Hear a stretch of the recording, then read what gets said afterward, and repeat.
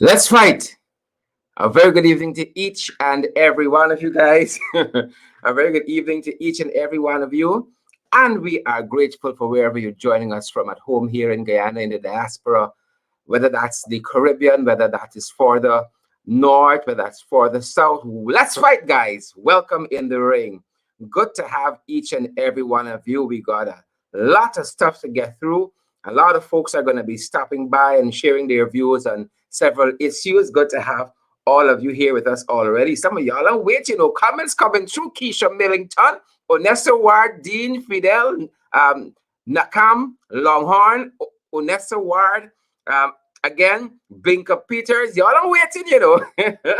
Y'all just there. Y'all just there. Good to see each and every one of you guys. We got a lot of stuff to get through. And tonight you're going to get so much information. I know that when we're done, you guys are going to write a check to In the Ring and say, I'm going to take that. It was worth it. Tithes and offering. Good to see you guys. Good to be here one more time. It's Unplugged Tuesday, and I'm certain some of our guests are going to unplug on some folks. Sukchan Sudhari, good to see you guys. Guys, share the live stream. Don't let us wait tonight at all. We were so grateful last night. Guys, I was so heartened last night by all of those persons who shared the live stream. I can't lie to you. I was particularly heartened when I went back at the end of the show and was listening and reading some of the comments and having a chance to respond. I was so very heartened by all of that. And those of you joining us from Barbados, South Carolina, Elizabeth Narayan joining us there from South Carolina. I see Denise Williams joining us from Barbados, Brendan Norton from Brooklyn, George Braffett, Vibert White, June Peters, all of you guys joining us from around the world, guys. Good to see each and every one of you. We got a packed program tonight, a packed program. If you blink, people, you are going to miss something tremendously. And if you only blink, you are going to miss something tremendously interesting. Guys, I am so happy again to have each and every one of you with us. I'm ensuring that we are shared all the right places as well. And we invite you guys to share the live stream. Guys, share the live stream. Again, really happy to have all of you guys, making sure that we are good to go on all fronts. Don't think we're taking left. We're sharing too. We are sharing too, folks, a couple places. So good to see all of you guys. All of you guys, wherever you guys are joining us from. Jean Bond and Aubrey Stevens, Marcia Griffith, Diane Fordyce, Sharon Griffith, Selena Fraser from Toronto, Canada. Good to see you, Selena. My pal, Selena there. Esther Mel and Facebook user, doesn't have a name. Alia Waldron. You see this one, Alia? Share problems. Y'all watch and see. Alia and I gonna fight before this thing is true. Watch and see, guys. I'm trying to share the live stream as well. And again, so good to see so many of you guys. You know what you gotta do when you come on. Don't let's waste time. If we got 500 emojis, I want to see 500 shares as well. Don't let me waste them, because y'all know. Don't like I'm gonna tell y'all. I would fight all of you. Right? I would fight all of you. Don't take things for granted at all. At all. We can come to place. Fight. Guys, good to see so many of you. And I am ready. I'm ready to get into the hot topics. But I want to give a shout out to a couple folks. I see Roxy Daly Austin is joining us. And I see Mahes Ramjatan is watching as well. I see, is it Dispin French? Don Raymond, Allison Richards, and Sharon Dillon, Andrew Cuthbert. Good to see all of you guys. Shamar Williams and Tony Hack. Guys, I want you guys to share this live stream. Raul Brando, Ramatar. Good to see you. Joan Chase and Jane Ann McDonald. Elizabeth says good evening to everybody. Elizabeth Narayan from South Carolina. Rodwell McKinley Bourne. Guys, good to see all of you. Hope you guys have had a good day. Hope you guys put in the work for the man. Hope you guys have worked hard today and worked with integrity. As you guys come on, do us the biggest favor of our lives and share the live stream. Do us the biggest favor of our lives. Coco, Sharon Shepard, and Samantha Jilks. Coco Brown, and Facebook user no name Lily McGarrell. I see let me see. Netta Fraser is joining us from Twitter. Good to see you, Netta, there. Who's joining us from YouTube? Who's in the suburbs this evening? YouTube is the suburbs, and we say Twitter is the belly here of social media. And then you got Facebook. Facebook is the ghetto, people. Facebook is the ghetto. Folks, let me let you know that Mr. Aubrey Norton will be dropping by this evening. If all goes well, we have also Amanza Walton-Disir is going to be stopping by this evening. We have also Coretta McDonald, MP, and the General Secretary of the Ghana Teachers Union is going to be dropping by. And then I think for the first time in the ring, we have historian and Village Voice columnist Ronald Austin Jr. is going to be stopping by as well. So guys, we really want you to share the live stream. As I said, we have such a full program for you, a full program. And so we're inviting you guys to share the live stream. I like what Netta is saying there on Twitter. She is ready to rumble. And we are ready as well, guys. We are ready. Lily McGarrell, are you ready? Eon Winters, are you ready? Kieran Daly, come on down. Marlene Kamini Van Veen, come on down.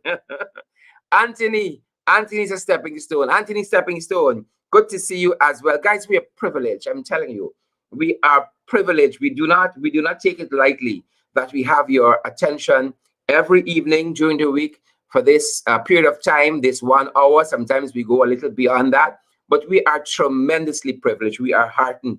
You know, it is rather the author Stephen Covey, Dr. Stephen Covey. I know many of you may read his inspirational book. And he says, Stephen Covey says, that to touch the heart of someone is to walk on sacred ground. And folks, you have touched our hearts tremendously every time you share this live stream, by your comments, by coming back night after night to hear what's happening in the ring. Folks, listen to this. I stepped into ATM this afternoon. Was it this afternoon? Yes, this afternoon. And I was minding my own business. I usually know the area where the security personnel is. And as I approach the ATM, she says, "Who in the ring tonight?" Who in the ring tonight? I said, hi. You have to tune in to see who's in the ring this evening. So I hope that she is watching. I was so privileged that she was so kind. I was so heartened. Folks, everywhere we go, lots of places, I shouldn't say everywhere, lots of places that we go, people recognize us and recognize the work we're doing. And we're so privileged, again, that you choose to spend this time with us. So many other places you guys could be on Facebook, but you choose to spend this hour with us because you see some value in the program that we have. Is either that or y'all fast. Let's fight. Y'all fast people. Good to have all of you guys. And again, share the live stream. Share the live stream. You can, if you want to touch us, touch our hearts, do us that favor and share the live stream, each and every one of you. And we say consistently here that part of our role and responsibility is try to get credible information for you, try to make sense of all that happened during the course of the day, all that is happening. And we know there are so many other outlets and there's so much noise out there on the World Wide Web. And we try to distill all of that and to make sense of it for you. Guys, thanks for joining again. And let's get to our hot topics. You didn't come to hear me talk nonsense. Hopefully not. But let's get to the hot topics. Signs of the times, people. It's Guyana we're living in. It is Guyana we're living in. Signs of the times. I want the people at Gov't, where Gov't Primary School is, to tell me what happened there today. The government had an event there giving out some, I think the Ministry of Education had their what you call it, cash grant distribution, where they're giving a little pittance to families to be able to aid their children going back to school in September. That's how things brung, people, right? That is what things brung. But how people turned up there, you wouldn't think that there is COVID. You wouldn't think, ladies and gentlemen, that there is COVID. Now, I want to bring this up a little bigger for you, so you get to appreciate this is Gov't Primary School on the West Coast. Gov't Primary School. And so the government has got to be more responsible. The government is breaching its own COVID-19 protocols. That is what the government is doing here, breaching their own COVID-19 protocols. Jennifer Daniels, isn't that so? Marcia Glasgow, Melissa McFarlane, Alicia Joseph, Shondell Simmons. The government is breaching its own COVID-19 protocols. There's a protocol in that regime of protocols that tells us that no more than 10 people should be meeting publicly at any one time. And they said in places of worship, 40% of the seating capacity. Hundreds, if not thousands, turned up. And we understand why they turn up, because things wrong. And our other story is going to highlight that.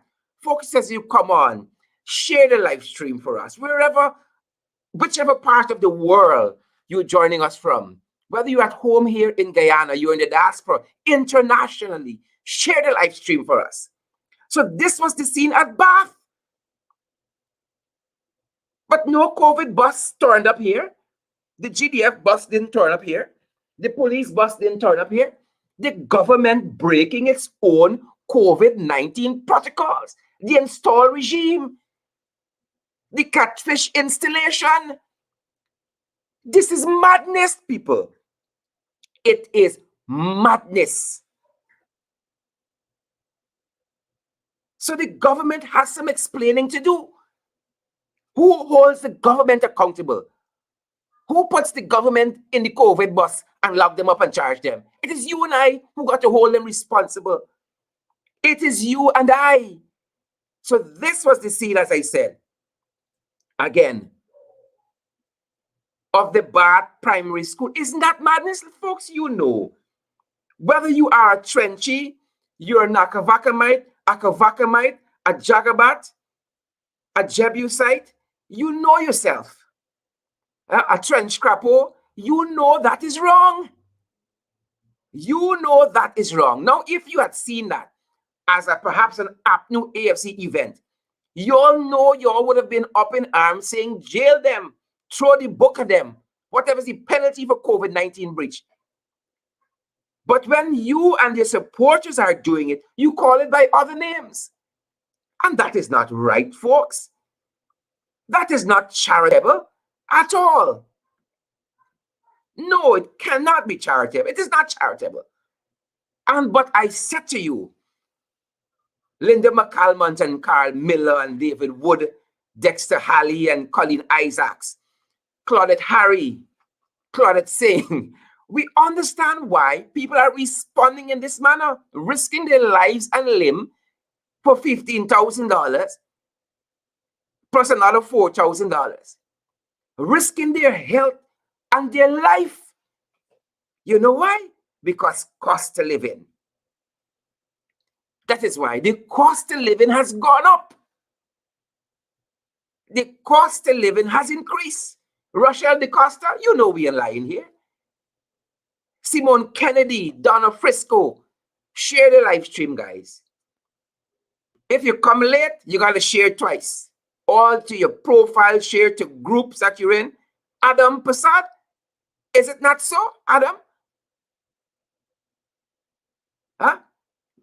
And Adam is right. Adam says what goes for one. Adam Prasad joining us on YouTube says what goes for one goes for all. He is perfectly correct.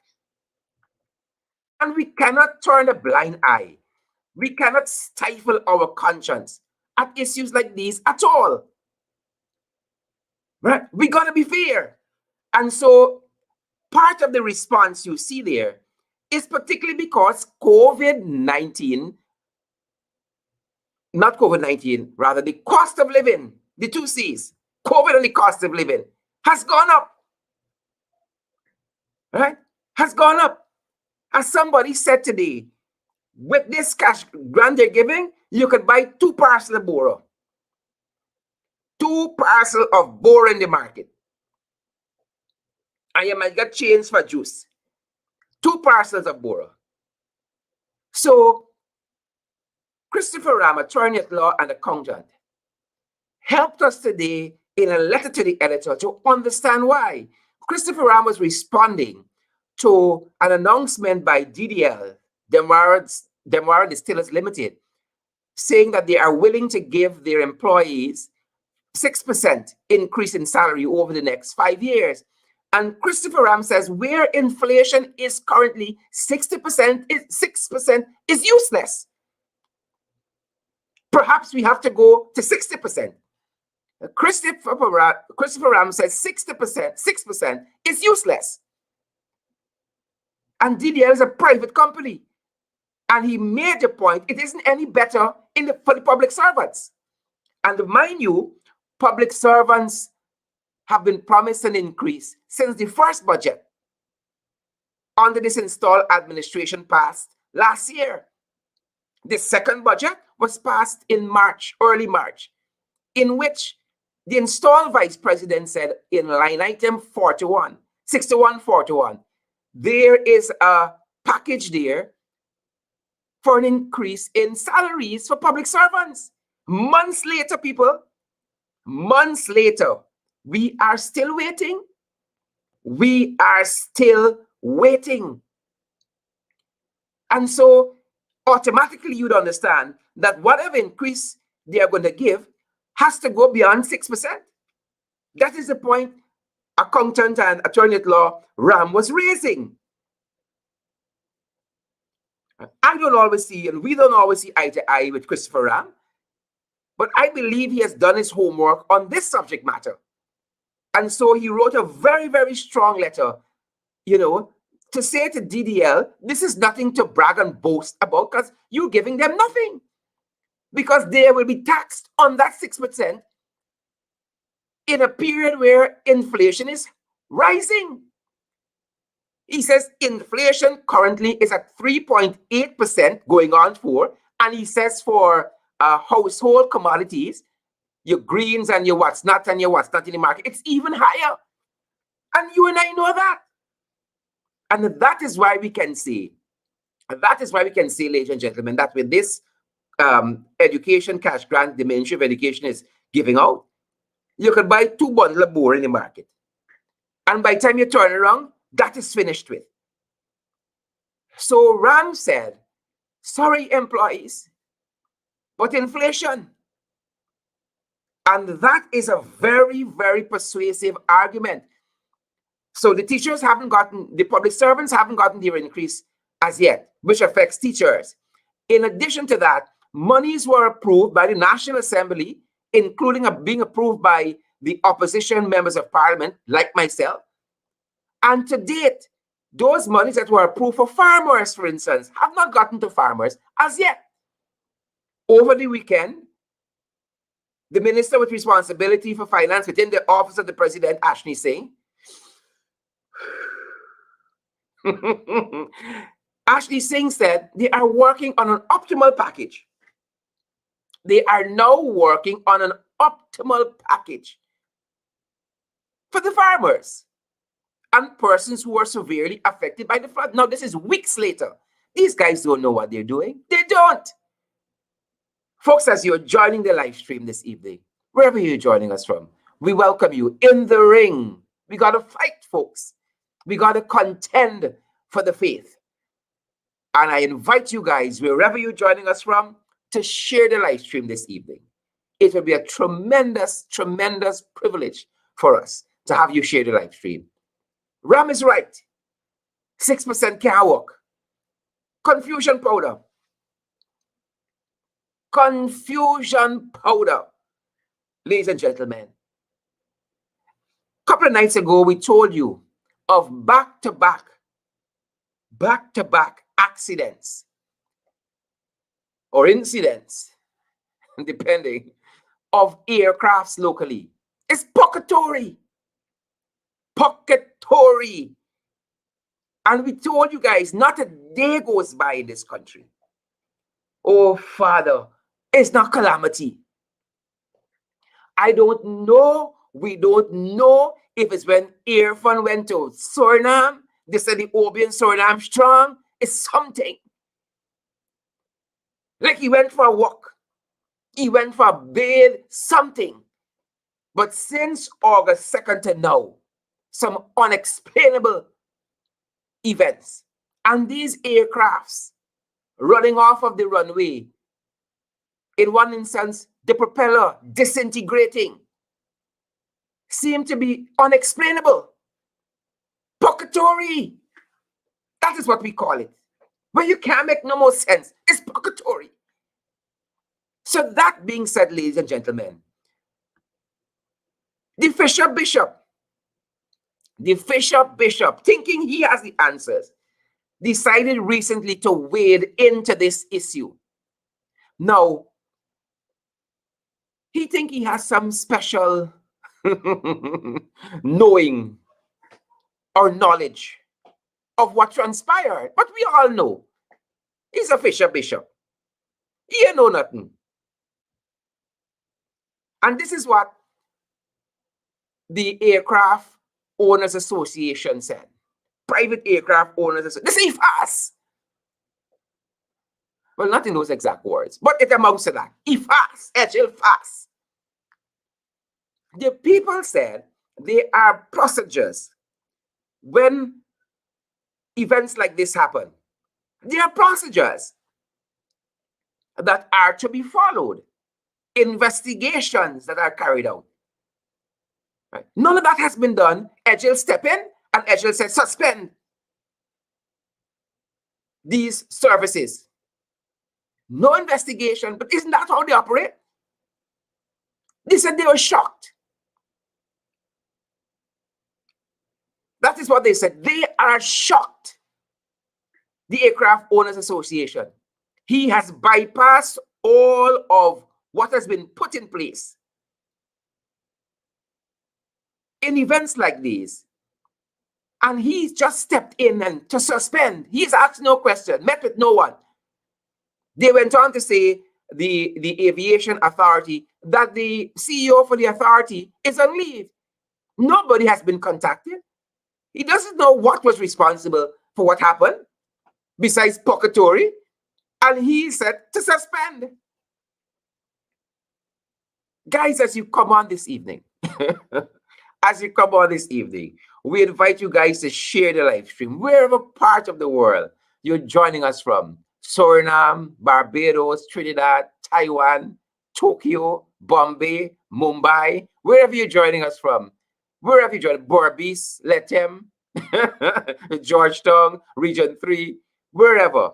We invite you guys to share the live stream. Welcome in the ring. There was a people's protest today because, as we told you, cost of living, inflation, prices going up.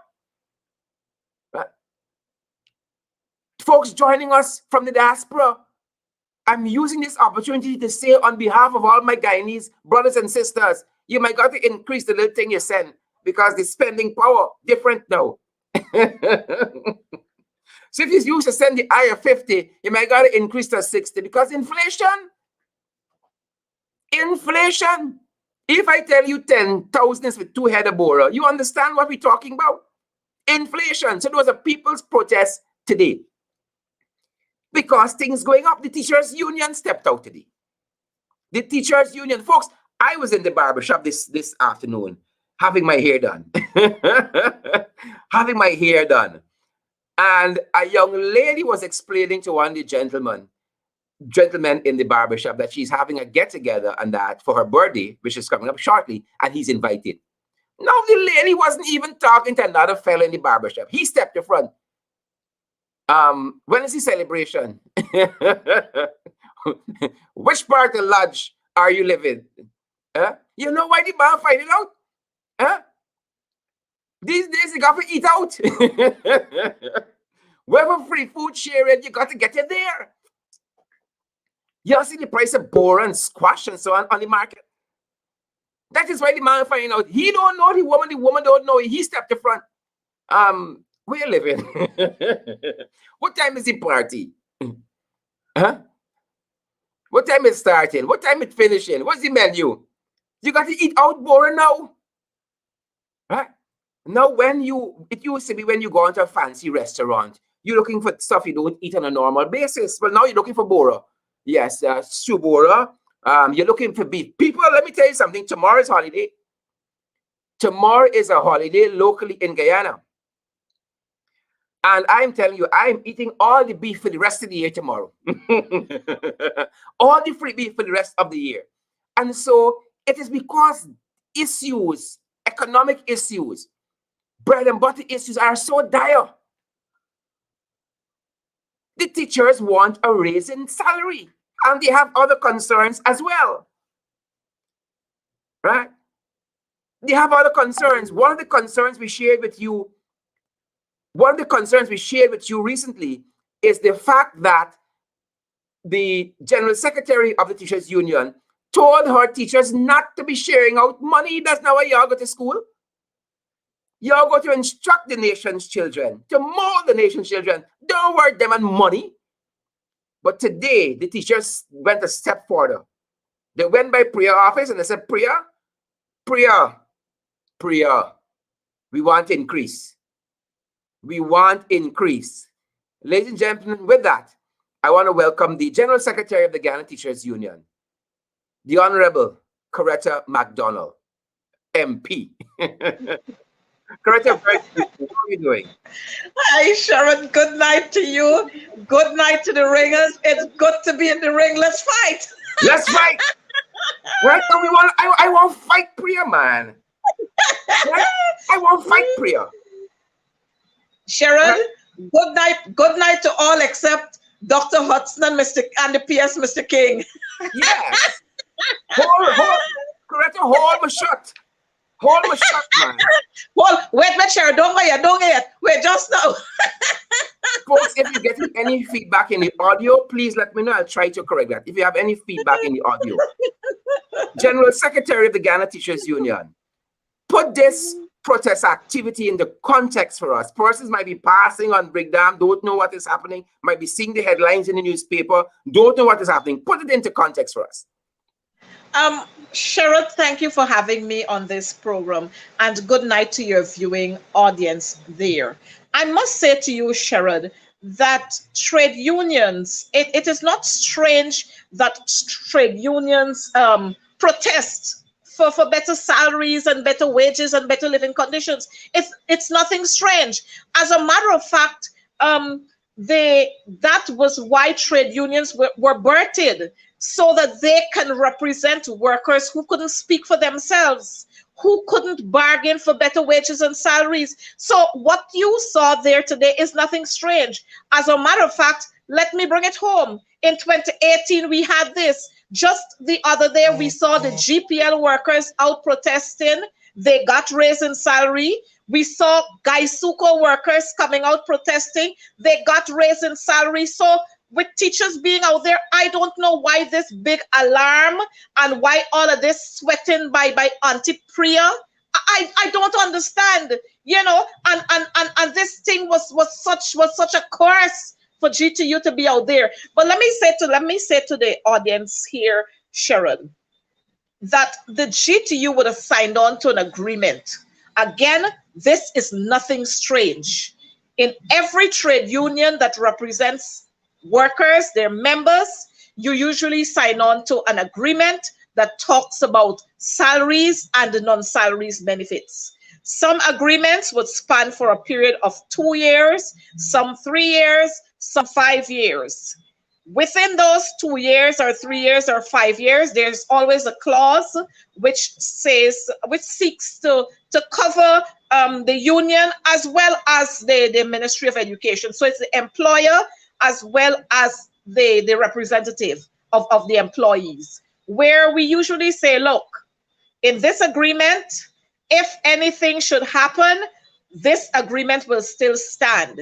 In the case of the teachers' agreement, there's a clause there which says, until a new agreement is inked, the old agreement stands. So if you had successfully bargained for 8%, at the completion of that, let's say 4-year agreement, in the 5th year, the teachers are expected to receive on their salaries, whether at the start of the year, and that's the calendar year, at the start of the year or the end of the year, that 8% increase. So in December, usually in December, you have your increase in salary. So teachers expect that in December of the end of the year, they would have that increase in their salary, which would take them over to the new year. So when you start the new year, your salary in January would be based on the increase you would have gotten the year prior or the year before. So you start off with that new salary, and then you expect to receive your clothing allowance, your risk allowance, your allowances for additional qualifications, and the whole gamut of works that we have there in the agreement. In 2019, after the passage of the no confidence motion, we recognized that the coalition government, because it was in caretaker mode, there wasn't much that could have been done. And so there was no increases for teachers with regards to salaries in 2019, which took us over into 2020, and now we're in 2021. Teachers did not receive their increases in salaries, allowances for additional qualifications, and the whole set like I just listed. Now, the thing is, Sharon, the agreement is not signed between Coretta, McDonald, APNU, AFC activists, according to Madam Preposition. It's not signed by in the name of Coretta McDonald. It's signed on behalf of the government of Guyana / Ministry of Education and the Guyana Teachers Union, not Coretta McDonald. Fantastic. So every time I've recognized now that everything that has got to do with the union is Coretta McDonald. Coretta McDonald, not elected General Secretary. And so, you know, I need to make this clear, because in the ring I need to fight. I need to put out all my strategies there. And so it's not Coretta McDonald installed. It's Coretta McDonald elected by the teachers of Guyana, by the tens of thousands of teachers in Guyana, elected as General Secretary. So when the preposition wants to refer to me as APNU AFC activist member of parliament, she's well out of line, and I don't expect better, because since she doesn't know her parts of speech, I don't expect anything better from her. However, she's a hypocrite. Yes. However, we usually have, which is statutory according to the constitution of the Guyana Teachers Union, and we abide by our constitution. We don't flout our constitution. We don't use it when it's convenient, and when it's not convenient, we walk on it. We stand by our constitution. And so according to our constitution, we are mandated to have general council meetings the first Tuesday after schools would have been closed. So we had the closure of schools last week, and so this week we are having our general council meeting. As a matter of fact, it was supposed to be last Tuesday, but because we had some hitches with other things happening for teachers, we pushed our meeting to today. So the meeting was on Tuesday today. Coming out of that meeting, the discussions coming out of that meeting, our general council rep, they decided, look, there was this 8-point, the concerns of the GTU. And coming out of the concerns where we talked about, it was a 21-point concerns listed. And we talked about non-consultation with the GTU for reopening of schools, identifying head teachers who have been handpicked to man schools, to head schools, teachers who have been handpicked to serve or to teach in the 2 new schools that we have, the one at Good Hope and the one at Westminster. Promotion of pupils / students, since we've been through a pandemic, they have not made enough appearances in classroom. Quite a lot of work have not been done, and there was no consultation on how do we promote these children. No consultation on that. We had no consultation with regards to our financial issues, and that's all those back monies that we have been owed. And mind you, when I hear preposition talk about 2019 is not my business, We signed an agreement with the government of Guyana. So whoever happens to be the government of Guyana, it is your responsibility to ensure that the agreement is honored. How are you going to tell me that you're honoring parts of this agreement in 2019 and other parts you don't want to honor because it is not your responsibility? You didn't leave it undone. Foolishness. The government of the day will have to take on the responsibility. And then we went on to talk about the debunching monies that have been owed to teachers, clothing allowance. Well, I went through all of that.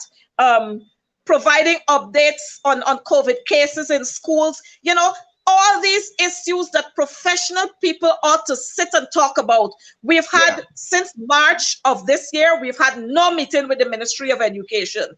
And here is it. Let me say to your audience that we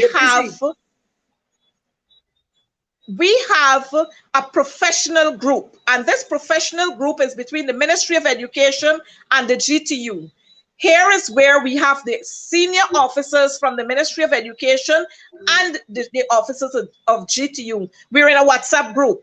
It's statutory that we meet monthly to discuss issues in education, not to discuss issues in politics, to discuss issues in education. We have not been having those meetings. But you know what I find quite strange is that while the Manichan girl can't find time to meet with the GTU, she found the time today, just after our protest action, to have a press conference. How nice. But again, coming out of our General Council meeting, one of our members stood up this morning and said, and moved a motion, because our reps who attended that meeting, and I must say to you that we have 67 reps across this country. In every region, there are several branches, GTU branches. So those reps would come to the meetings representing their constituency. So those reps, we had 25 of them physically, and we had the others participating virtually because of COVID-19. So one of our reps moved a motion that we suspended the agenda for the rest of the meeting, and we go down to the Ministry of Education officer to have a picketing exercise to let them understand that they have been taking us for granted and they've been taking us too long. They've been dragging us on. Our members feel that this is a direct plot to delay the payments for the outstanding payments for teachers, and it's also a direct plot to punish our teachers because Coretta McDonald is a great force and they can't come to grips with Coretta McDonald. So it's a direct plot to punish our teachers because Coretta McDonald is sitting there. And let me remind the PPP, Coretta McDonald will continue to be a thorn in your flesh. You know why? Because Coretta McDonald never went to the vice president, the installed vice president, when he sat as opposition leader. She never went there to make any deals with him for Coretta McDonald. When he sat as president, she never did any deals to sell out the teachers to get gains for herself. Whatever mandate I went there with from the teachers is what we discussed on the table in an open room where all and sundry were present. So there is nothing that they can tell me. They can't tell me that Coretta McDonald ever come to beg them for anything. So I must make that clear, because I recognize the installed first vice was talking the other day that he's disappointed in Coretta as an educator. Well, you will have to be disappointed in me because I am not on your bandwagon, so you will have to be disappointed with me. Very well. And let me just remind them that when the installed vice president talks about Coretta McDonald visiting the office of the opposition leader, I didn't know when he sat as opposition leader that his office was a bad place. And if you invited the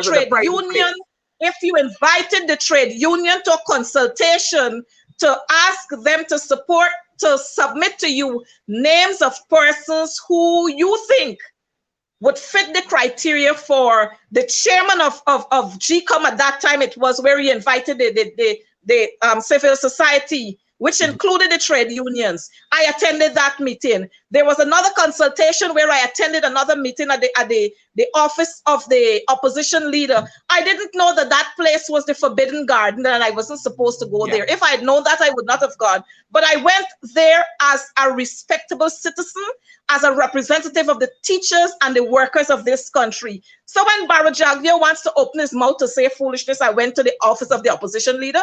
I went there to beg him for anything for Coretta McDonald.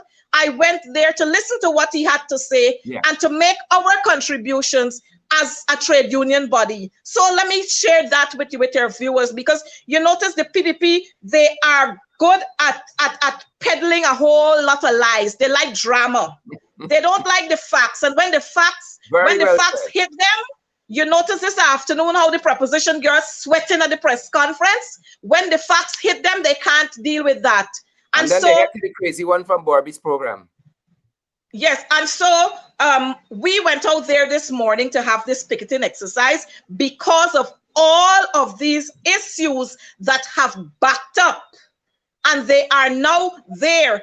Every month that passes, the monies that are due to teachers, it increases with every month that passes. So let me use a simple example. A teacher just graduating from the University of Guyana, right away that teacher gets an upgrade in status.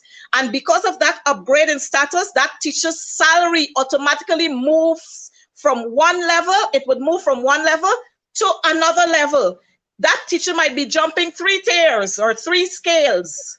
Now, with every month, if you don't pay that teacher, the monies that are those additional monies, they bank up and they become huge sums. And so we have been fighting those issues for long. We have been fighting issues where the CEO, he has not been signing trained teachers certificates. And so we have teachers from since whenever, teachers who are in the system for 15 years, some 19 years, some 12 years, 9 years. And these years I'm talking about are years when the PPP governed this country. So when they want to talk, Priya wants to talk the wasteful talks of not her responsibility. She is just being that, like she says that I am the child who likes to stamp up and throw tantrums. I want Priya to understand I'm not a drama queen. Drama queens, they perform in parliament and they shout for rape. I'm not a drama queen. When I hit the road, when I hit the studios, when I speak with reporters, I say the facts as they are. And so because of all of these issues, we went on the streets today and we were just saying to the Ministry of Education, it's time to talk to us. It's time to have our issues addressed because our teachers are tired. The other issue that we wanted them to know is the fact that we don't want them to bully our teachers to distribute cash grants. I just got messages from teachers in Region 6 where they are saying that they are being mandated to go to Region 5 to distribute cash grants. Why is this so? Cash grants is not the responsibility of the teachers. Cash grant is the responsibility of the Ministry of Education and their officials. Just the same way the Ministry of Education, Priya Manichan, found so many other persons when she was going the GOAL Gold Scholarship. Let her find those same people to go out there to distribute cash grants. We have said that our teachers would be there as part of the process to ensure in the verification process to identify their parents, to say, yes, these are parents of this school, to set up 2 or 3 stations to say, well, okay, one set of parents will collect here, another set will collect there, or they will come here, produce ID cards, we verify, and then they go to the next booth where they will uplift their monies. That's the process that teachers are supposed to be a part of, not to distribute monies. And so that was our reason for going out. That was our reason for going out there today, to indicate to the Ministry of Education that we are not going to take any more nonsense that they want to do. We have seen Sherrod, head teachers moving from just a regular 5th form school to a sixth form school as head and performing and as head teacher. And these handpicking have been done by who? None less than the Minister of Education. And Change this is how from corrupt tutorial. and Change your friend from fraudulent. tutorial. Who should now got us deputy something? Coretta, I know. Corrupt they are. This is how corrupt they are. And they have more movements to do with other teachers moving them, head teachers moving them from one school to another school. And you know why they're doing this? They like to be in control. They like to put the people in positions where they can tell them if they, like, you know, like we saw Spoonie and Dooney this afternoon. Sit there, fold your arms, just sit, don't say anything else. They like to have that, but they can't deal with when you present the real facts to them. They can't deal with that. So just to say to our viewing audience, your viewing audience there, that the GTU we have, and Coretta McDonald, we have no issue with grants that are being distributed. Our problem is don't put these grants on the guys that they don't belong under. If you're going to give a raise to the parents, say to the parents, we're giving a raise to you. Don't tell the parents that we're giving school cash grants, because school cash grants can be termed as educational grants, and we expect educational grants to be channeled in the line of making purchases for educational stuff, not to buy the food and to buy this and to buy that.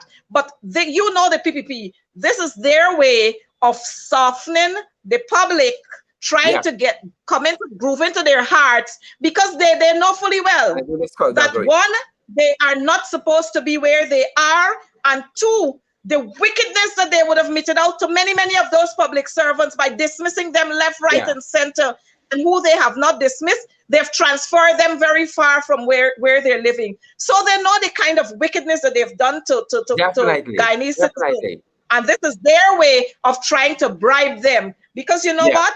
We got a couple of other things coming down the line, like local government elections and so on. So this is their way of bribing people and thinking that people will forget them for the wickedness that they would have done. But back to GTU. Again, Coretta McDonald is the elected General Secretary of the Guyana Teachers Union. I was elected by the teachers of this country, not selected or not fraudulently installed. And I will continue to represent the teachers of this country, because at the end of the day, I am a teacher. And so whatever we go out there and bargain for, Coretta McDonald will benefit from as a teacher. General Secretary, I want to thank you for spending this time with us. We have to continue this discussion some other time very soon. Thanks for stopping by. Right? And if they give you problems, you call me. I can punch them in the throat. Thanks for stopping by. But just to let you know, Sherrod, the preposition girl, she had her spies there, peeping and waiting. And as soon as we came off the scene, preposition girl rolled up to her ministry. She couldn't come there to face us. She rolled up after. That is what she will have to continue to do. Just the same way. You remember in Parliament, when I was supposed to present the next day, after she talked about the preposition, she didn't come the next day, because she knew I had the junior English and the first aid and the student's companion there waiting for her. General Secretary Coretta McDonald of the Guyana Teachers Union, thanks very much once more. Thank you for having me, Sherrod. Have a good night. Good night to your viewers. Have a great evening. Guys, and there you have it. There you have it, the General Secretary of the Guyana Teachers Union. We gotta fight, people. We gotta fight. And continuing in the hot topics, folks, we want to turn our attention very quickly. We have our another guest standing by to Haiti. As you guys know, the Haitian president, Jovenel Moïse, was assassinated about 2 weeks ago. Since then, his wife also was wounded. She was flown to Florida for medical treatment. She's now back in Haiti. And we've been talking on this program about Haiti and CARICOM. Rowley offered some very strong comments to CARICOM quite recently. And with that, I want to bring on my other guest, who is on in the ring for the very first time. I want to welcome the one and only Mr. Ronald Austin Jr. Very good evening, sir, and welcome in the ring. Good night, Sherrod.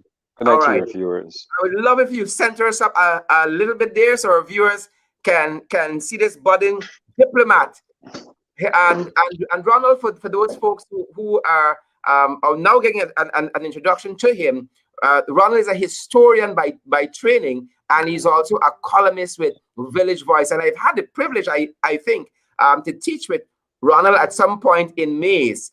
And I had to leave that institution because I wanted to give him a chance to shine. Welcome, Ronald.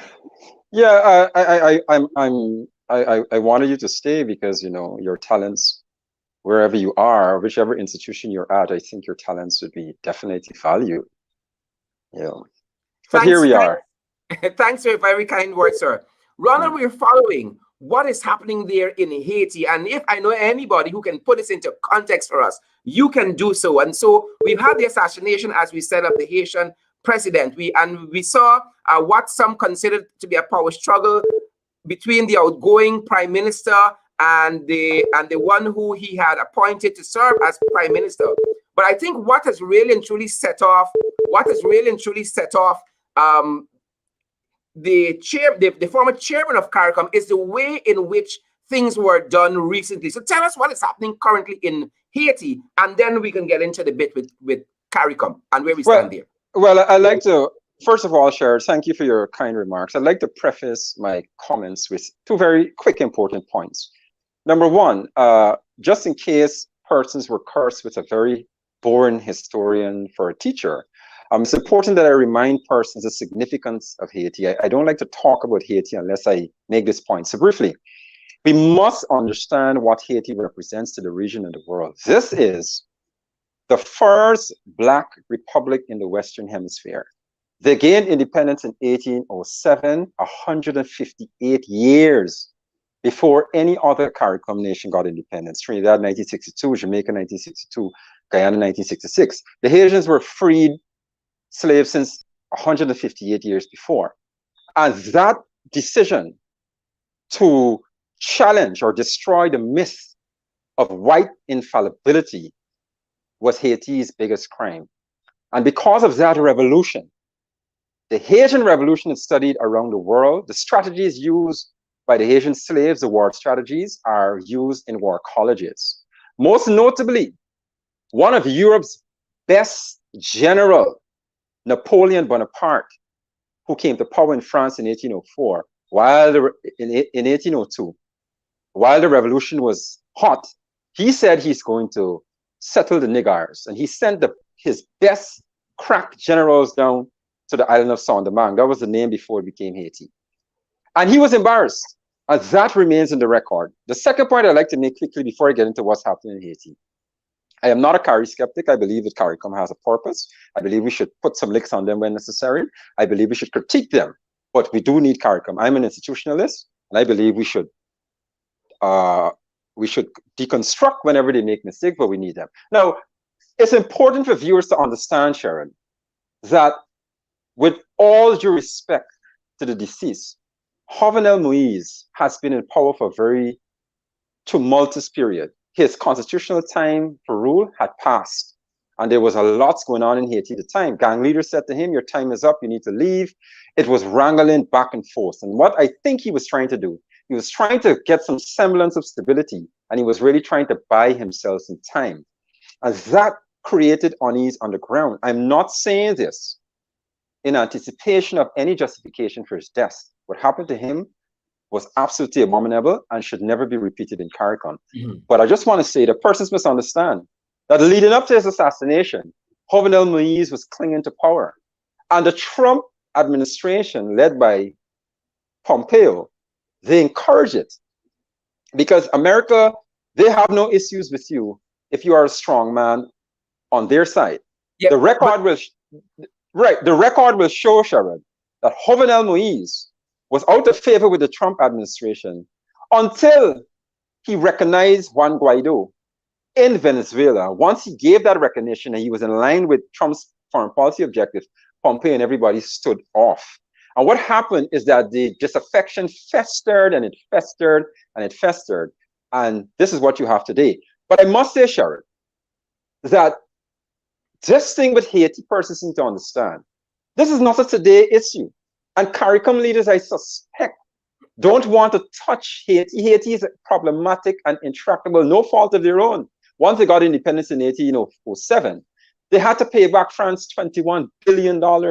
At the gun, France said, if you didn't pay this money, we would invade you. Haiti could not catch herself, and problems after problems. Haiti is a very intractable place. I mean, sometimes you get presidents for 6 months, sometimes a president lasts for 2 months. Somebody wakes up the next morning, there are coup d'etats all around. And what is happening in Haiti today is just symptomatic, Sherrod, of what happens in Haiti all the time. It's a very difficult society. The sociology of Haiti is very, very intricate. You have the mulattoes, you have the dark skins, you have issues with color, you have the countryside, you have Port-au-Prince, the city. It's vast, 11 million people, and it's extremely problematic. So what you're seeing today, Sherrod, is an everyday event. I mean, you go back to the Americans had to invade Haiti in 1950, between 1950 to 1934. The Americans were in there. 94 again, America invaded under Bill Clinton, one of Bill Clinton's most shameful legacies. And Haiti has always been problematic. So what you're seeing today is really symptomatic of a very, very fractured and flawed society, no fault of their own.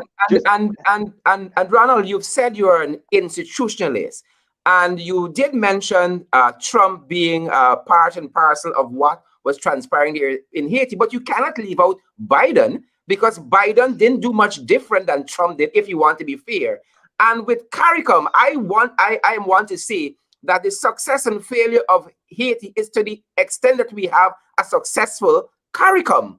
And CARICOM has not done much differently, because you mentioned Haiti meeting with Trump, but you also had the Prime Minister of Jamaica meeting with Trump. I think you also had the Prime Minister of Antigua and Barbuda, who were part of that select group of CARICOM, and more so going counter to what CARICOM stands for. So how do we now give context to all of this, with the region watching on? The whole is only as strong as the sum of its parts.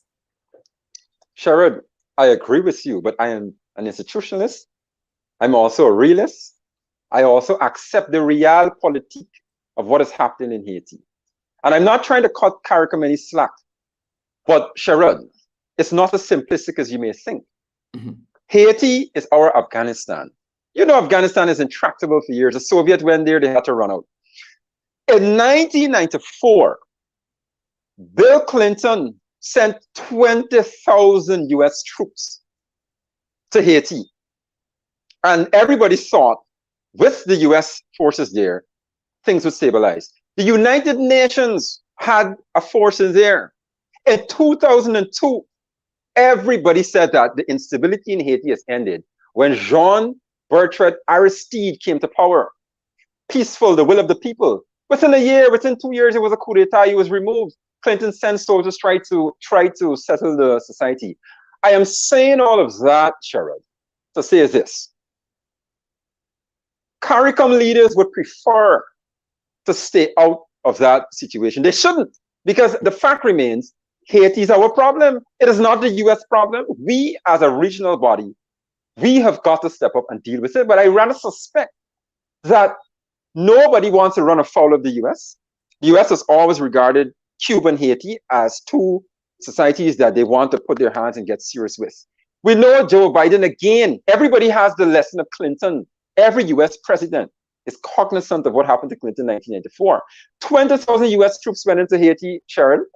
And by the time they left, there were stories of voodoo and shadows coming from trees with machetes, chopping US soldiers. In fact, some believe that the US soldiers ran out of Haiti because the people they were fighting, there was a resistance.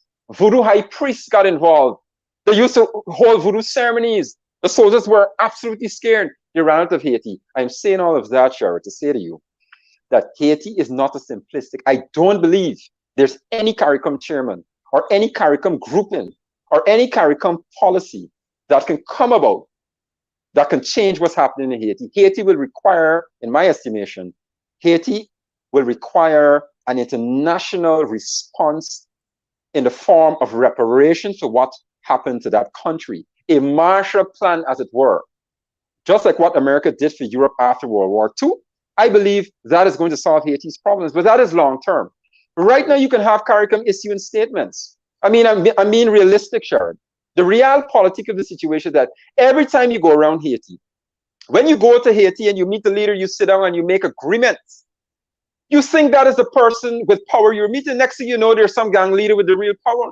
It's a very complex and intractable society. The state, the Haitian state, never has control over the society at any time. It is always the streets that control Haiti. So when you are a sitting Haitian president, I want to make this important point. When you are a sitting Haitian president, it is the most difficult chair to handle, presidential chair to handle. In fact, it is so tough. I was surprised that Moise was taking a chance. When you are a Haitian president, Sharon, you have to deal with the street gangs. You have to deal with the military. You have to deal with the police. You have to deal with members within your own cabinet trying to overthrow you. It's an extremely conspiratorial, complex environment. It's not an easy place to deal with. And I suspect that under Ralph Gonzalez, he knew Moise went past his constitutional mandate. Then you had Rowley. He's complaining now, but we didn't see anything robust from him. I think the CARICOM leaders understand you can't solve that problem so easily. It's an extremely complex issue. I'm not saying the CARICOM is absolved, Sharon, from any blame. I'm being realistic. I am really...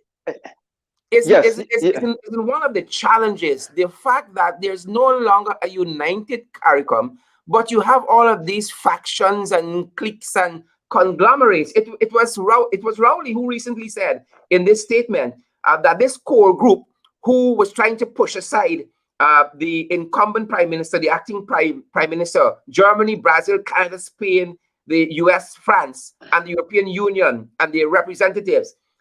This core group didn't even mention CARICOM, didn't even hint at CARICOM's involvement in an issue that deals with one of our member states. Doesn't that speak volumes of the worth of CARICOM currently? Well, I would say that it's definitely embarrassing that the core group, listen to me, the core group has their mission. They have their man they want to put in there. They expect to put in there and control. It always has happened. The major powers always find somebody, some strong man or somebody who probably they believe that they can get access to, and they put that person in place. And then, sorry, the cycle is repeated. And that's what happens all the time with Haiti, right? That is what happens all the time with Haiti. The cycle repeats itself. Now, indeed, CARICOM was snubbed, but let's look at the response of CARICOM. CARICOM, Sherrod, I mean, as somebody who clearly you're knowledgeable in these matters, you know this problem with CARICOM is not today. CARICOM was formed since 19, preceded by Coretta 68. And we know that CARICOM suffers some insularity and selfishness. Everybody looks out for their own. Remember, we were once treated as the outcasts of CARICOM where we didn't have oil. Remember, our rich cousins, Barbados, used to put us on the bench. Jamaica had no time with us. We all know that CARICOM, whenever things get sticky, you know, the CSME was supposed to be in place since 2015. I'm on the record as saying, Sherrod, that we're going to continue to talk and issue facetious platitudinous statements and all these things about CARICOM. But CARICOM has a fundamental problem. The ideals being espoused by CARICOM, this sense of one Caribbean, one currency, freedom of movement, those ideals will require the same approach as the European Union. That being, we need a supranational structure, meaning you've got to have something in place that enforces these decisions. These lofty ideas we are trying to espouse will not come about based on the goodwill of leaders. Look at the CCJ. The CCJ served as the barometer for what a supranational structure will look like. Look what's happening with that. You have few persons signed up to the CCJ. Remember, the CCJ serves two purposes, Sherrod. One, it interprets the statutes of the agreement, and it is the final court for some nations. Trinidad, Barbados, everybody said we don't have time with that. Look at the approach to CCJ. My point is, Sherrod, CARICOM has a more macro fundamental problem. Besides the minutiae and microscopic happenings of who's not doing this and CARICOM is silent and CARICOM is not doing this or that, we have to be honest. We have got to sit down again and decide, you know what? We need to temper our ambitions when it comes to CARICOM. Maybe we need to look at other models. But this talk of oneness, Sherrod, this talk of one currency, this talk of freedom of movement, these lofty ideals will not come about until we get some form of a quasi-supranational structure that enforces decisions. Those things are not going to happen. So for me, CARICOM has some fundamental flaws that have got to be addressed. To your point, to be specific to this recent core group statement, I read the statement and I saw the snub, and Rowley is correct. But Rowley himself, he issues a statement. We're not hearing from Gaston Brown, the sitting chair. I mean, CARICOM has fundamental problem. No regional body is perfect, but I remain, Sherrod, as I said in the opening, an institutionalist. I'm not a CARI skeptic. I believe we need CARICOM. And sometimes we can bash the CCJ. We can bash CARICOM when they have done something that is inimical to our interests. But I believe, Sherrod, that these institutions serve a very important purpose. I think they're there, they can help solve problems when you have problems occurring within your country. And we can't just look at CARICOM in terms of its lack of political will. I mean, if you look at natural disasters that occur in Haiti and in the region, CARICOM under CEDA has done some marvelous things. I mean, CARICOM has its purpose. I mean, you can go from CXC, you can talk about the eradication of certain diseases through our scientific cooperations. So there are larger components to CARICOM. I believe vis-a-vis the lack of political will, Sherrod, your comments are fair. More has to be done. Your critique is not without foundation, Sherrod. But I'm an institutionalist. And when it comes to Haiti, I'm a realist. I'm telling you the realpolitik. I think CARICOM understands, and the leaders, they don't have the kahunas. They prefer to allow the big governments to deal with it.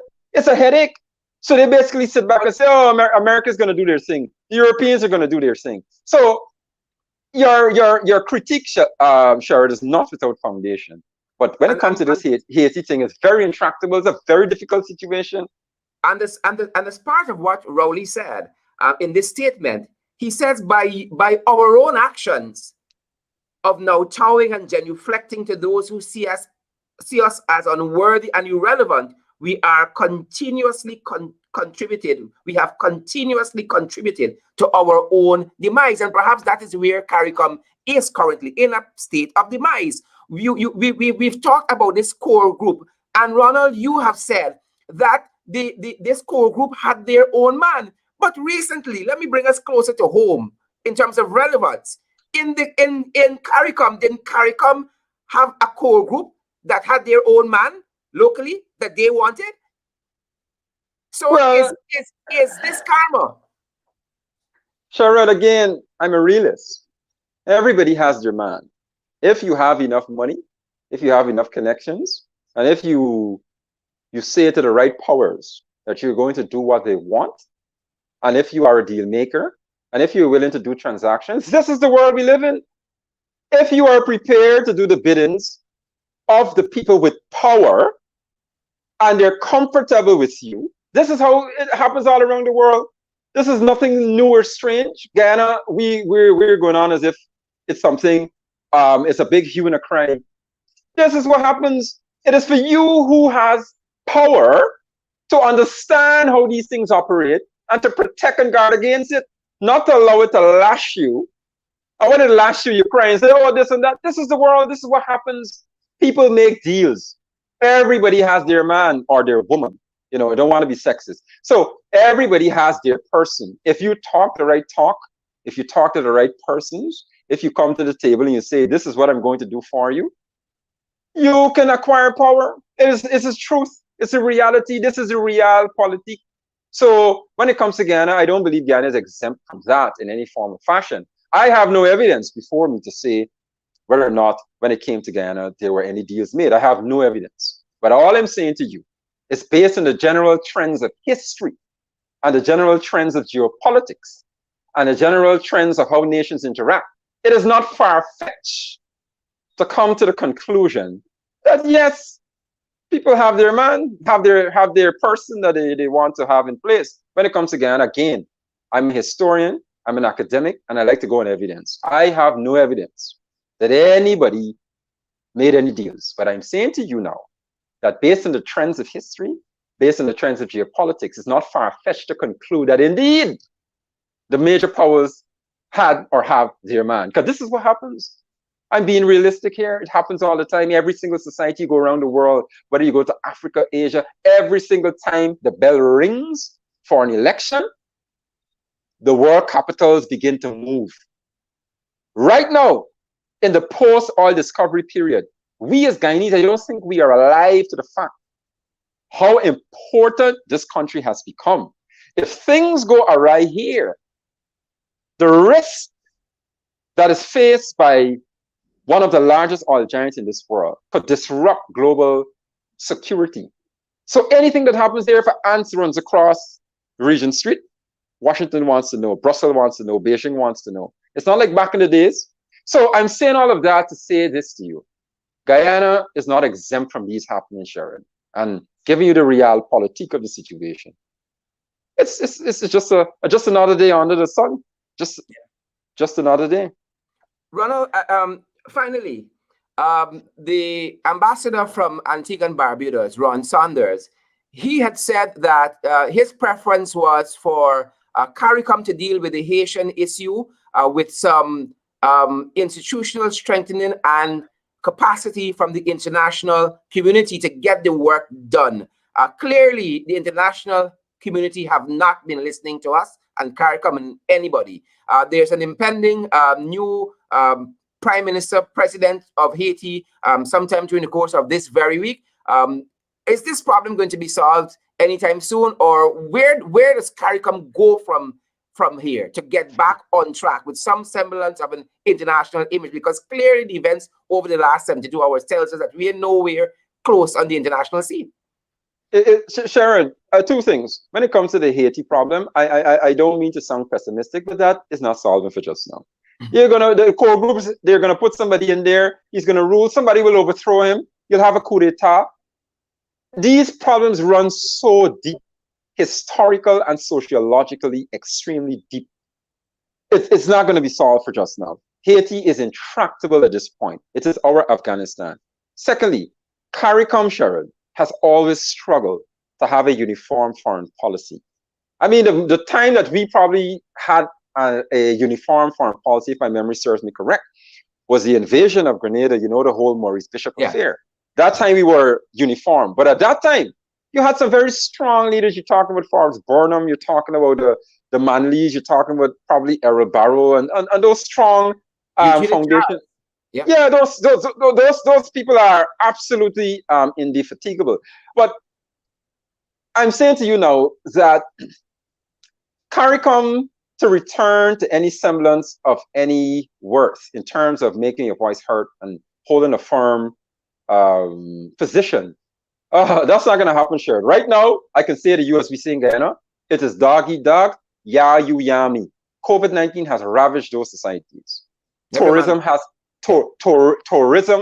completely been wiped out. Yeah, these countries are scrambling for survival, and now is not the time, Sharon, where are you going to find anybody talking up? And even by the standards of CARICOM, the two leaders who have stood up to the Trump administration in a significant way, it is Mia Mottley and both Ralph Gonzalez. They were two persons who refused to go to the meeting when Pompeo invited them to pick off CARICOM leaders to come to Miami. Mia Mottley said, I'm not going. Ralph, they held a position. Of course, Ralph is seen as leftist, and he's always siding with the Cubans and so on, and he's always with Taiwan and the whole thing. Now, CARICOM, for CARICOM to come back to that standing, Sharon, they're going to have to be unified on major issues. And that is not going to happen now. They're at their weakest. Their economies are at the weakest. And leaders will carry their bowls to whichever capital is offering some kind of help. In that kind of circumstance, in that kind of context, Sharon, I am not so optimistic that you're going to get a robust CARICOM at this point, because nobody is going to say, let us challenge America. Let us tell the core group to stay out of Haiti. Nobody's going to do that. Remember, the core group is made up of the powerhouses, Brazil, the European Union, the United States, big powers. Right now, I must say to you, nobody, I don't think, has the appetite right now. I mean, you could look to CARICOM and see the very strong and key faces of CARICOM. I mean, as much as we want to, Ralph might not be our friend, but he remains one of the key faces within the CARICOM regions, Mia Motley. The person who has a lot of respect in CARICOM, or who always stays silent, I don't know if you observe, he says nothing. This is the Jamaican Prime Minister. I can't remember his name right now. The Jamaican Prime Minister, he never says anything. He is a significant voice within CARICOM. He's one of those respected leaders. Andrew Holness. He is one of the recognized faces. He never says a word. All the things happening in CARICOM, even during Ghana's 5-month electoral impasse, he didn't say anything. He's silent. So when you look at the leaders within the region, Gaston Brown running Antigua and Barbuda, economy is in trouble. You're not going to get any robust revolutionary type leadership from him. Ralph is trying to catch his tail. Mia is trying to catch her tail and stabilize her society. Everybody right now, I think, they're focused on their societies. And CARICOM has always been very insular. And if there is ever a time where insularity is justified or might be at its most intense, it is now. So to ask CARICOM now to be unified in their positions vis-a-vis whatever geopolitical issues that are going on, or vis-a-vis the major power, I'm not so sure you're going to get that now. So CARICOM return to that place where you have a unified position and everybody holds firm on an issue. I think it's going to be difficult. As a chair of CARICOM, Gaston Brown knows his challenge. He already has big story with Ralph. They don't talk with Ralph, and he has big story with Mia. Remember, he believed it. Yeah, remember he believed that they tricked him. Yeah. So he's in a very tough spot within his 6 months chairmanship. He can't get Mia Motley. Well, I shouldn't say can't, because in politics things can happen. But I can't see him getting Ralph and Mia to sign on to any statement of a unified position. They have big story, and he's a person, his mouth goes off. Ralph and Mia seem to be a core group. Right, Ralph and Mia. I think Ralph and Mia, they're playing very smart. Nobody, Sharon, wants to come out as being a major voice or a player on that Haitian issue. They know it's intractable. I mean, Mia is extremely well read. She knows about Haiti. I mean, anybody who reads about Haiti, beginning from the Black Jacobins by C.L.R. James, the Revolution. Haiti revolution was a blessing and a curse in 1807. While it made Haiti the first free Black republic in the Caribbean, it also ushered in a spirit of revolution that has not left the island. They're always in revolutionary mode. That thing, I mean, all respect to my Haitian brothers and sisters. I respect them for what they did in history. I respect the fact that they destroyed the myth of white infallibility. And I respect the fact that they encouraged slaves to fight for their freedom, because it's not by accident. After that 1807 successor revolution, we had rebellions in Demerara here, 1823. We had Barbados 1816. We had Jamaica 1831. So I love my Haitian brothers for what they did. They're the reason we're free today. They gave us enough encouragement to challenge the whites. But at the same time, Sharon, all the world major powers have got to be blamed. Every single one of them. Spain, France, America, especially France, on what they did to Haiti. They've got to be blamed. They created that mess. It is not going to go away easily. And in all fairness, CARICOM, Sharon, CARICOM is not going to solve that. CARICOM can't solve that.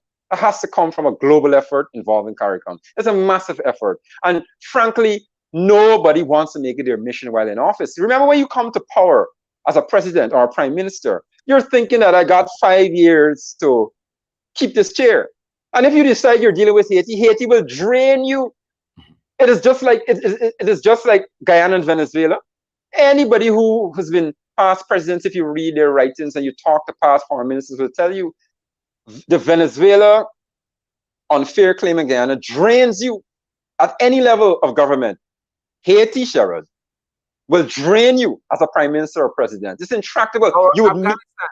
Yes, Yeah, it's our Afghanistan. You would meet based on my readings, and I've never gone to Port-au-Prince, but I paid close attention to this issue, and I've read extensively on the matter.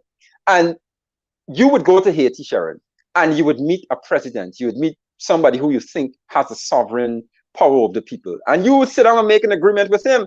And by the time you fly back to your world capital, a street gang leader says he has no time with this agreement, and we're going to remove that president from power because he signed an agreement. And next you know, the whole street's filled with people. Next you know, it's a coup d'etat. It will drain you. You don't know who to talk with. You don't know where the power lies. It's what you call asymmetrical power. The state really has no power. In Haiti, you would see a president, you see a cabinet, but then the street gangs have the power. Somebody in the military has the power. Somebody within the police force has the power. So the president would want to make decisions. But by the time he makes those decisions, he has to study how the gang leader is going to take it, how the police leader is going to take it, how the military leader is going to take it. And it is hard to govern that. Now, if you are president of Haiti, you can't get these functions to the table, much as somebody outside of Haiti trying to get that done. Two things I think will happen based on my readings of history. A society such as Haiti, Sharon, I am not a person who believes in dictatorship. I'm not a person who believes in a strong man. I believe in democracy, but history teaches us a society like Haiti will require some real powerful leader to, just like what Saddam used to do. I mean, I'm not a fan of Saddam, but being realistic, in Iraq, Saddam had a grip on Iraq. Right, and the minute Saddam Hussein came out of power, all chaos broke loose. Yeah. And American officials say quietly, you know, we should have left this man in power. What did we do? Yeah. Haiti, Sharon, will require some leader who is going to knock sense into the factions. And I got to be careful with that, because Haiti has a history of, you know, the Papa Doc regime. You know what Papa Doc and Baby Doc. Yeah. And you know how the Tonton Makouts, the secret police, they used to make people disappear and chop off heads and all those things. So I gotta be careful with that statement. Haiti will require somebody who has real influence. I mean, the closest we came to that, Sharon, was Aristide. Jean-Bertrand Aristide, who came to power by the will of the people, was the best hope for Haiti. And everybody thought that this was the stability we're looking for. Lo and behold, within 2 years, Aristide is thrown out in a coup. Yeah. Clinton sends the troops, gets him back in power. Aristide end up on a plane, the Americans again, and the Americans, Sharon, have always tried to dominate and control Haiti. They want their man. And it's intractable. So I'm saying, Sharon, CARICOM and CARICOM leaders, I mean, in all due respect to some very good leaders in CARICOM, some very knowledgeable leaders, I don't think they have the appetite to this moment, they have the wherewithal, they have the patience, or they have the energy to solve Haiti, Sharon. They can start, they can talk, they'll hold a conference when the COVID-19 restrictions. So they probably meet somewhere in Britain, they have lofty statements, grandiloquent speeches will be made. Haiti is our brothers and sisters, and Haiti means a lot for this region, and we should see. And it's just talk. Right. Everybody will go back to their office and back to square one. So I'm saying to you, Sharon, Haiti, two solutions to Haiti, in my estimation. One, a strong leader who knits the societies together. I don't know where that leader is going to come from, but history teaches us that when the internal contradictions mature, some leader will emerge. That's solution one. Second solution, a grand global master plan, not a CARICOM heads of government meeting, but a G7 meeting where CARICOM is invited to discuss Haiti. When that occurs, Sharon, then we're talking about serious movements on Haiti, because Haiti requires a Marshall Plan, reparations. Those people lost all their wealth and they could not build that society. It is no fault of their own. The world owes the Haitian people, and no amount of band-aids, you put on a band-aid here, you put on a band-aid there, is going to solve the deep sociological, historical issues within that society. It's a disparate society, different groups. I'm not saying desperate, I'm saying for your viewers, disparate, meaning everybody in their corner, as you say in Guyana. So yeah, it is not that easy. It's very intractable. I'm not saying it cannot be solved. I mean, look at what happened in the case of Afghanistan. Remember, the US invaded in 2001, 2011, right, 2011, to solve the issue of terrorism. They ran out. This is now they came out of Afghanistan, and the group that they said was a ragtag army, we're going to bomb into non-existence. The Taliban, they had to sit and negotiate with the Taliban. The Taliban are now running the society and now got the central government on their knees. My point to you is, I don't know, some persons might say, oh, Mr. Austin, you are, you know, you're being a little far-fetched with comparing Haiti to Afghanistan. But for all intents and purposes of this discussion, for an example, to illustrate the point that it's a difficult society, I draw attention to Afghanistan. Fantastic. Ronald, we have to leave our discussion there. We've gone into overtime just a little bit, and I want to thank the hundreds of persons who've stuck around because this discussion is so interesting. I wish we had some time to go into CARICOM's role in what happened in December last at the OAS, where you had several CARICOM countries moving against Trinidad. We had a chance to discuss that in the context of the demise of CARICOM. And I hope the next time that you come on, we can talk about that and some other issues in the Caribbean region. Anytime, Sherrod. Always ready for, I will come on your show because you are a person, you engage in constructive criticism. You are not a one-man show, you don't direct the show, you don't have one narrative, you allow persons to critique you. And whenever there's a show that has that kind of flavor, I will be there. You know, I will definitely come because I know you and I, we respectfully differed on the position, but yet still we had a fruitful discussion. And that's why I hope our national conversations to be more like this. And once you allow me to dissent and allow me a hearing, I'll be here. And I know we would not always disagree. And by the way, I'm not north and you're not south on this matter. I hope you get what I'm saying. Definitely. Right. So anytime, Sherrod. It was lovely. It was wonderful. Anytime. Have a great evening, and thanks again for walking us through these, as you said, intractable issues when it comes to Haiti and giving lots and lots of context and clarity. Thank you, sir. Thank you very much, Sherrod. All right, folks, and there we have it, folks. The historian, the one and only Ronald Austin, who is also a columnist with Village Voice on the issue of Haiti, folks. And Ronald said it best, I think. This is why we have created In the Ring. We don't care, as we often say, whether you are PPP, whether you are TUF, you are AFC, you are LGBTQ, whoever you are, all are welcome in the ring. But when you come here, you gotta fight. You got to fight, folks. Nothing comes easy. You gotta fight. And we thank you for spending this time here with us. We are going to see you guys back right here tomorrow. Tomorrow's a holiday, but we're going to be on nonetheless.